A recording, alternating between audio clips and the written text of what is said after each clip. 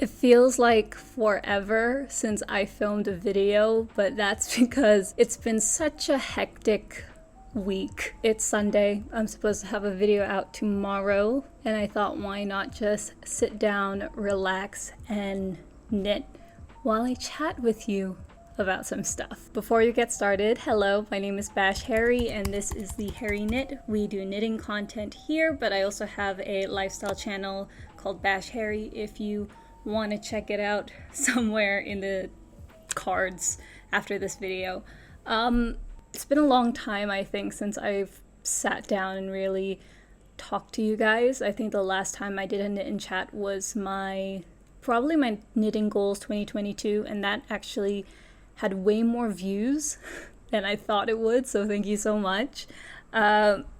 This one isn't really gonna have a point, I guess, because I'm currently under quarantine. It's just me talking about some anxieties that I have around the situation, as well as some knitting anxiety. A part of me thinks I've kind of created, but I know that's probably just my brain telling me otherwise.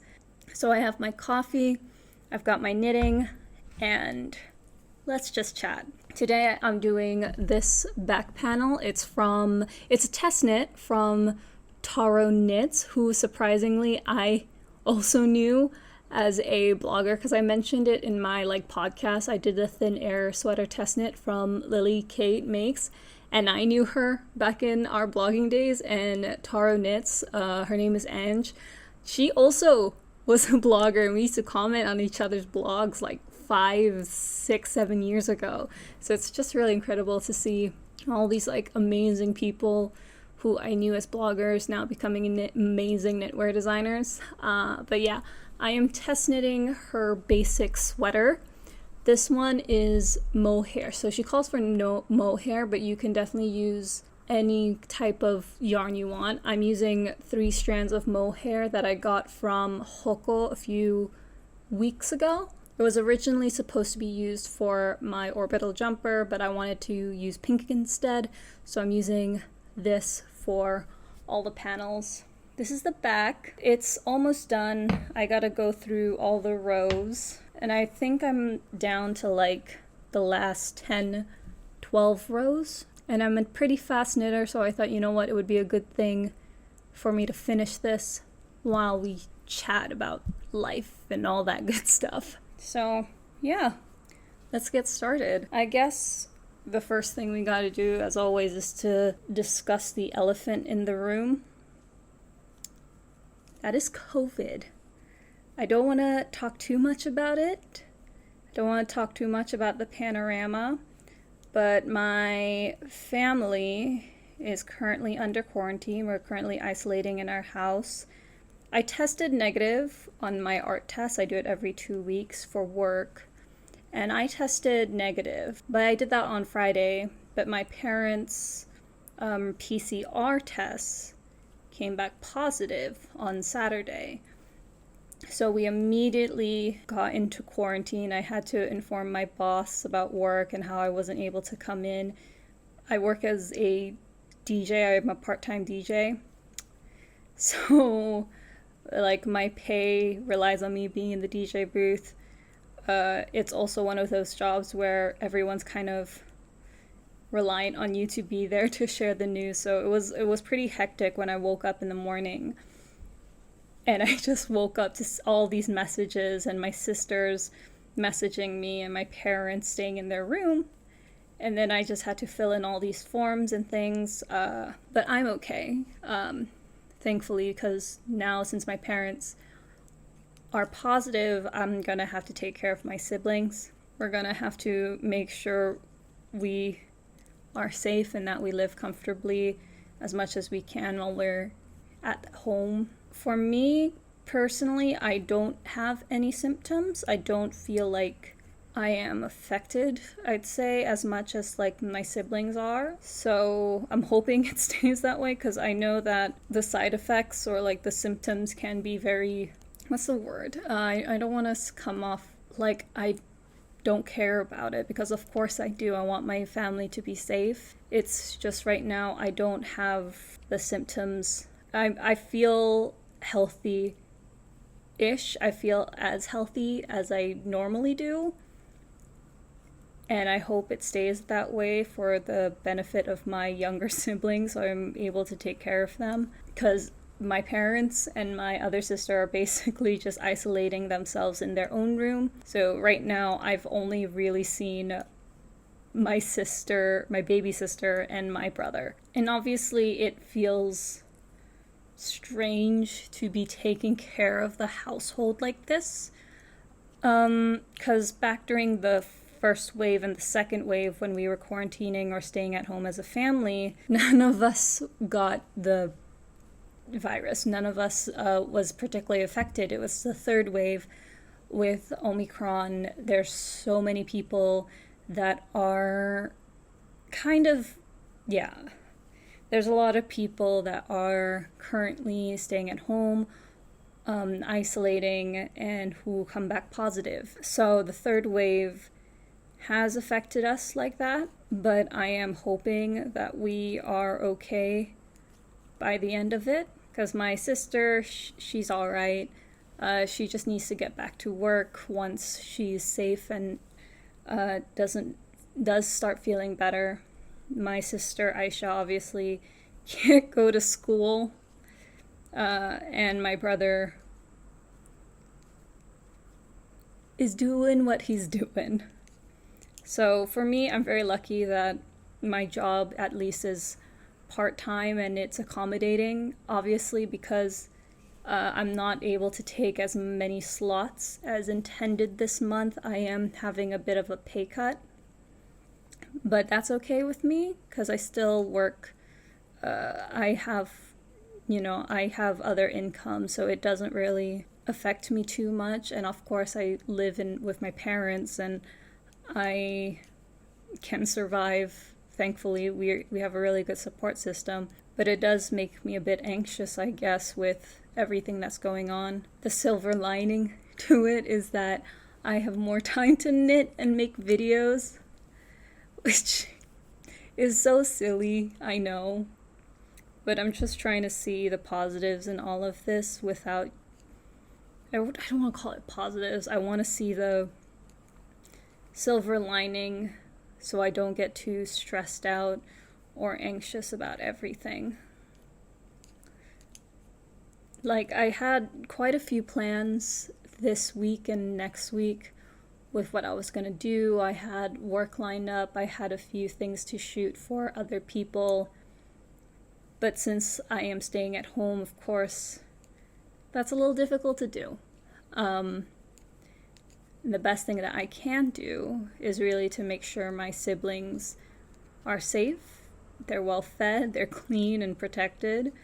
And that's the most I could do right now, and just try to make myself calmer or feel like I have some productiveness going on, I guess, by knitting a lot of projects and just helping out around the house as much as I can while my parents and my sister is out of commission. So I want to get into that a little bit about knitting as well, because I don't know if you know. Let's talk about knitting anxiety, actually. Let's talk about it for a bit, which is something that I feel like I'm trying to avoid, and yet still somehow have that effect quite commonly for myself. I get affected quite easily with stress, especially when I feel like I'm a little overworked, even though I know as a freelancer, no one really forces you to do work, but you just think you can do better.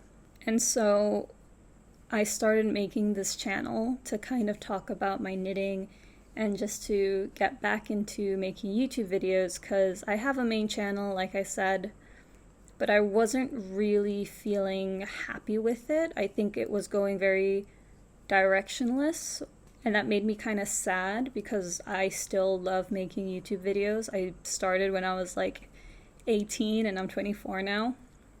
So I started making my knitting channel a few months ago, and it's gotten, I wouldn't say it got really big, but it definitely surged in subscribers and views way more than I thought. And like, all things considered, I'm still a pretty small channel in craft, but like, it's so much fun to be a part of like knitting YouTube and seeing incredible people on my subscription and my home feeds and really talk about their projects, because I love listening to people talk about their stuff.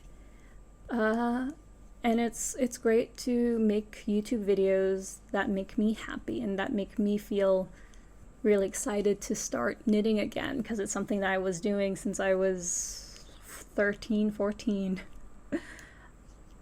But with that, I wanted to be a very casual knitting YouTuber. I wanted to make videos maybe once every 2 weeks, maybe once a month, just to talk about my knitting. And then I started making them weekly. And I've been pretty consistent in that. I've been more consistent on this channel than I have been for my main channel, which I don't personally mind. I really do enjoy like seeing everybody here, and it's more of an international crowd, which I really love.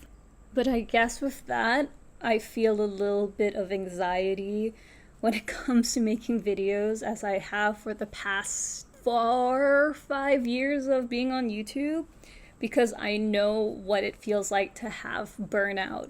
Because I had it for quite a long time when I was doing YouTube while in uni, and I knew the feeling when I was doing YouTube for fashion and makeup. And I really hope that, and I really hope that wouldn't affect me as I try to continue making knitting videos. Because I want to keep this a fun side project and a fun side hobby and not necessarily my way of living.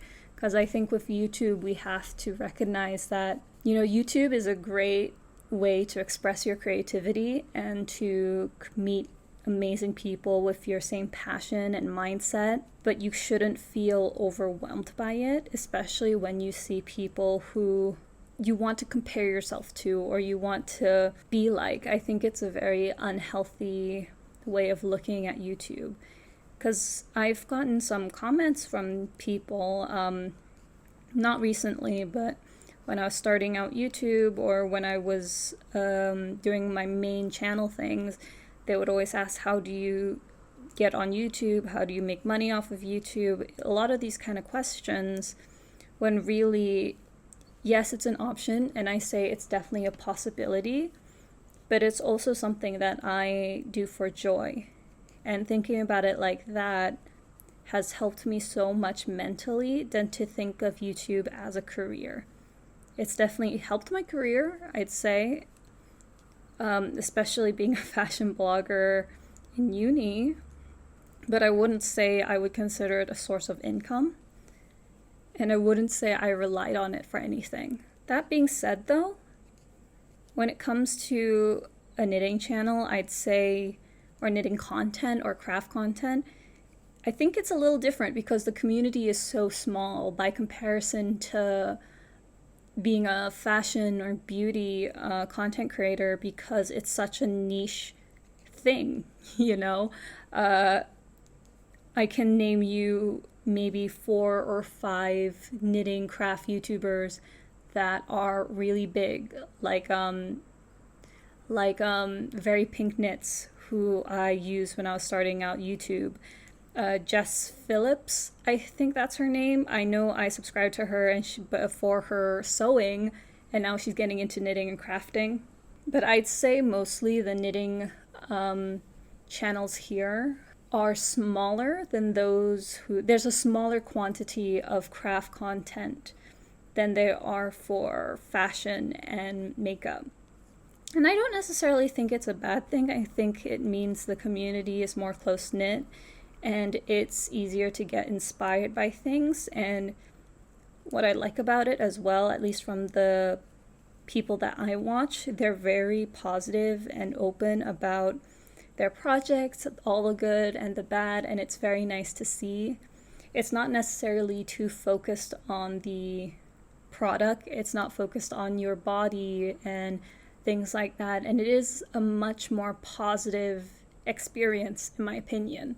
That said, I'll probably make some fashion and beauty content in the months or weeks or even days to come, considering I am stuck at home for at least 2 weeks. So I'll probably continue doing that. Speaking about knitting anxieties though, kind of like a branch of that, I haven't spent any money on patterns because I've been test knitting a lot of others. So this is the first test knit of the month. Technically, I have 3. The other one hasn't started. I think it's going to be starting tomorrow, and it uses these needles. So I'll probably take a break from this one while I start on that one, because that has a short time frame. It's only about 4 weeks, I'd say, while this I think is about 6 to 8, and I know I could probably finish it in about a week. And I have another one that is coming up, which I unfortunately do not have the yarn for, so I can only get that yarn in about first week of March, I want to say. So I have about three-ish for the month of February and March, which I think is a pretty decent number. I don't think that's a bad number. My one concern is that it can be a little overwhelming to have so many test patterns and a deadline due. I might make a whole video about the pros and cons of test knitting, because I know Arrow Knits and Pearls is an avid test knitter. She does, I think, only test knits, which is great. It helps with her projects and they look amazing, but she's also a super fast knitter. I know she made like 31 sweaters, I think, back in 2021, whereas I only made about 6. So I'm just trying to accommodate myself and how much I know I can make feasibly. Especially with like bigger projects like this, it will take me about a week or so to finish up, where something with smaller needles will obviously take much, much longer than anticipated. I think the Daphne top that I finished for Friday Knits, which should be coming out soon, I finished that in like 2 weeks, and I had to buy that yarn within that week because the yarn that I was intended to use was not good because it was sport. I'm not saying the yarn was good, I'm saying it wasn't the best for the type of knit that I was going for. But whereas this, it's about 3 projects. One's a colorwork, one is a beginner, this one, and another uses chunky yarn, which I think I have. And it's a very detailed sweater pattern, and I'm probably going to start as soon as I finish this back panel. But I still need to start pacing myself, especially since I want to make my own patterns. I have some ideas, I wrote them down, and I want to make my own designs for me and my sister. Also, plus, I have a sock that is in desperate need to finish. I genuinely thought socks would take a lot less time because that's what everyone said. Oh, it's a fast knit, but I've been knitting up these socks for like 4 weeks now. I think I started on the last week of January. It's been about 3 weeks and I'm still on the foot of the sock, and it's not for me, it's for my partner. And I intended them to be done by Valentine's Day, since we're not celebrating Valentine's Day because I am here at my house. That's not possible, so at least it gives me about 2 weeks to finish them. I'm on the 2nd sock, thankfully, so hopefully they will be done by the time I am out of quarantine to gift them. Do I like making socks? They're okay. They're quick and they're easy. But I think it is the repetitiveness that I don't like. And plus, I think that it's because it's not for me. That's why I'm kind of exhausted by socks. They're the 2nd pair I've made, but they're for somebody else. My first pair, like I said in like the podcast, I lost them almost immediately, and I have no idea where they are. But I might, if I have the time, I think next month, if I finish all my test knits, I'll probably make a pair for myself so we have matching socks. But for now, I think for me personally, I'm gonna stick to garments just because I really like making clothes for myself. I think it's a really cool way to maintain an updated wardrobe and still make some stuff for yourself. I might start learning how to weave. I'm thinking of learning how to weave and start making pillowcases and tapestries for my friends and family. I just get really into new hobbies and I always want to learn some new craft, except for painting or drawing, because I am not good at anything to do with pens and pencils and paper. But weaving, I think I could be pretty decent at. So you might see a video or two coming up where we talk about weaving, or maybe I'll put that on the other channel, who knows. Let me know if you would like this content on this channel to be mostly focusing on craft. That's not just knitting. Maybe we can talk about sewing, which I do occasionally. I have a sewing machine, or crochet. I haven't crocheted in a while. I know how to crochet, but I haven't crocheted in a while. I might make some baskets for myself. And I could do weaving content. Anything that is like yarn focused would be good to go. But yeah, I think that would be a really good idea. It's kind of nice to just sit down and knit while I chat with you. Kind of express my anxieties and fears, as I said. So thank you so much for listening to me ramble for like 25 minutes straight. I know you probably have a lot more better things to do with your time, so I appreciate that you're here listening to me. I think this is as much as I'm going to do for today. I'll probably continue and watch All of Us Are Dead, if I'm honest. Like, that's the kind of show that I'm probably only able to watch occasionally, like once and like one episode a night, because it's such an intense show and it's only 12 episodes, but it is really, really good. I'll say that. It doesn't look like it has any difference, but I promise you there is a difference. That's about it from me. Thank you so much for being here and just chatting to me about everything, or listening to me ramble. I will have a hopefully better video out next week. So if you like this video, please do like, comment, and subscribe. My name is Bash Harry. This is the Harry Knit, and I will see you later. Okay, bye.